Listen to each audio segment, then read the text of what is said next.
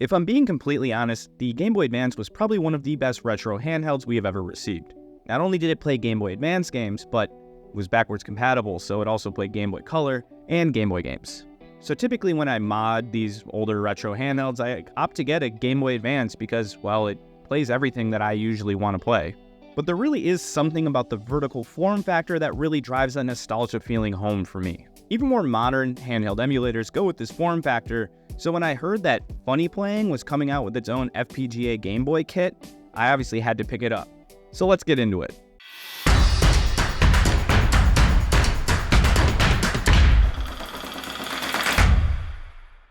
Now, before we begin, I just wanted to say thank you so much for your support. It really means a lot to me personally. And if you're new to the channel, please just make sure to hit that big subscribe button down below and like this video if you like content like this. All right, back to the reason that we're here. Funny Playing recently released a full kit to build a Game Boy essentially from scratch without using a donor console or any existing hardware from a previous broken down console. That was basically the only way that you could do it. One of the really great things is that it's using FPGA technology. If you're unfamiliar with what FPGA is, it's a more modern chip that essentially is programmed to do the thing of an older chip. As these Game Boys get older and older and older, a lot of these parts just stop working and eventually we won't have them. So FPGA is one of the ways to preserve the truest way of gaming on these consoles. The biggest reason this is popular is because these chips and boards go bad for a multitude of reasons after 30 plus years of use. However, recently companies like Handheld have begun to introduce FPGA technology, which essentially mimic the original hardware.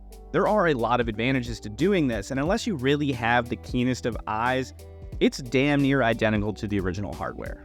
The biggest issue with this, however, was the price. The Analog Pocket retails for $250, making it not extremely accessible for a lot of gamers, especially considering you can get an awesome emulator for the same price point.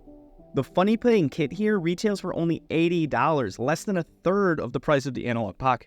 So let's build this thing and then we'll talk about some of the features. All right, so here we go. This is a clear shell. This is a custom shell you will have to purchase with the kit, and I went with purple buttons. Not 100% sure why I went with this aesthetic, but I kind of liked it at the time, so we're just going to roll with it. Everything should just kind of pop into place. If you're familiar with mods, this shouldn't take any time at all. Don't struggle with it like I did. Don't overthink this. And lastly, we'll put in the IR shield. Next up are the membranes. I went with a glow-in-the-dark membrane, and you can kind of go with whatever you want. I kind of like that about these kits, is you just gotta go with your feeling, and I enjoy these. I still haven't tested out the glow-in-the-dark properties, but they are fun. Just pop right on there, and lastly, we will just put in the start and select button. Perfect. Next up is the Funny Playing speaker that comes with the kit. You'll just kind of pop that in there. Again, really easy. This mod is very simple. It's just kind of plug and play. Just make sure that you leave that cord kind of off to the side. And the motherboard, beautiful black motherboard. Love this one. It does come in a couple different colors, but I went with the black because it fits the aesthetic very well, in my opinion. And either way, just kind of pops right in there. You will have to finagle this a little bit just to make sure the plastic shell kind of fits. But again, it shouldn't have any problem. Then we're just going to screw it right in.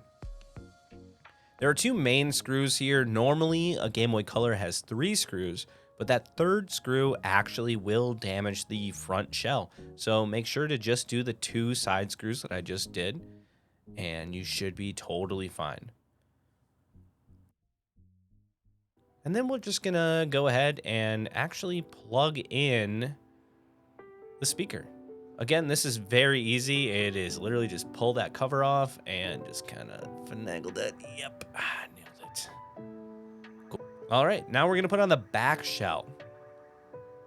And the back shell, again, should just kind of click into place as long as everything is properly aligned. You'll just have 6 screws. There's 4 right on the front. And then you'll actually have to take the battery cover off. And then there are 2 more behind the battery cover. So let's just put those on.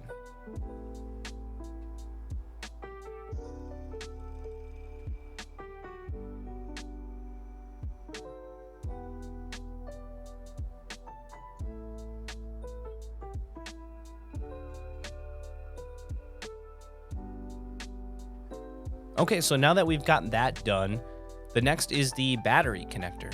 Now, if you have small fingers, slender fingers, this should be zero problem. But what I would actually recommend for anybody that has just the average fingers or large fingers is to actually not put the backplate on right away and to kind of finesse the cord through and then attach the battery. Lastly, what we're gonna do is attach the screen. This is pretty straightforward. What we're gonna do is take this ribbon cable here and attach that first. This shouldn't take very much effort. Don't force the cord in, you might damage it. But again, shouldn't take that much effort. It just pops right in there. And then we will take off the adhesive. And this is kind of a key piece here, is once this screen is down, it's down. Like, it will not come off again. So just be a little careful when you're taking off the adhesive and putting it in there. And it should just kind of pop in. It took me a little, it takes a little bit of force here, which is no problem. Just make sure that you're not just like slamming it in there, but just kind of force it in and boom, it works out perfectly. Didn't have any issues, no damage. And lastly, all we're gonna do is test it. Kind of fun. This is my favorite part. Wow, everything works. If you want to test it before, that's totally fine. A lot of people do. That's like the big nerve-wracking thing, is like, did I get everything right? And we can test it out. I just kind of go for the mod, and that's how it works. Now, I did lie a little bit. I'm sorry. Yes, the shell and the kit are $80 combined, but you still have to buy the buttons and the membranes. So unless you have a drawer full of those just lying around, you've got to buy those. So I'm sorry. The first thing I noticed when I booted this thing up was, holy crap, that speaker is incredibly loud. No, seriously, like, it's almost too loud. Like, even on the lowest setting, it's extremely loud. So I don't know if that's a positive or a negative, but I guess typically I don't need that much sound when I play. So that is something that you should, take into consideration when you get this thing. One of the best features of this thing is the screen. It is absolutely incredible resolution. And if you truly want to experience this like the original hardware, all you have to do is just click in on this wheel right over here, and it essentially will allow you to get into the settings and change the resolution. I don't know if that's the right verbiage there, but you can essentially change the display settings and make it look similar to the original hardware. I typically just keep it on the default setting because I think it looks amazing, but I do like the fact that you have that ability, and my Analog Pocket also has that. You can also change the core that the FPGA chip is emulating, in case you really like one or the other. I've never really been able to tell much of a difference when using cores.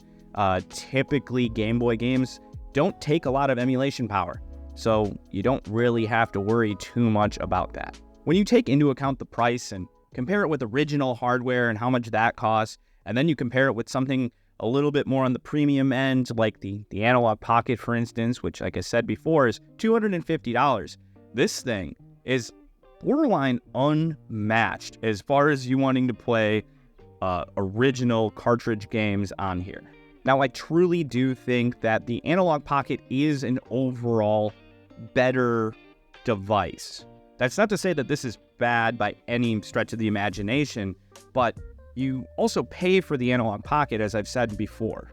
But for $80, I mean, this thing has everything. Amazing screen, it has a very loud speaker, it has a lot of different settings for the FPGA, so I mean, you can really get this thing to do a lot. Plus, it's a USB-C rechargeable battery. When you take into account the price and then compare it to original hardware and then compare it to something a little bit on the higher end scale like the Analog Pocket, this device is fantastic and honestly really hard to beat. I still think the Analog Pocket is a superior device, but as I've mentioned before, you obviously pay for it. I mean, this thing has it all. The screen, the different settings, features, there's a rechargeable USB-C battery on here, and then the very loud speaker, as I mentioned before, if that's something that you truly love having. This thing really does have it all. And if you're in the market for a Game Boy Color, I would honestly recommend this over the original hardware.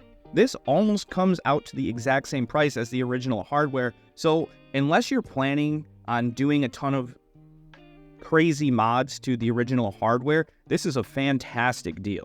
Thank you again for watching this video. I really hope you enjoy the content, and if you do, make sure to hit that big subscribe button down below and like this video, and we'll definitely be putting out more videos in the future. So, as always, we'll see you in the next video.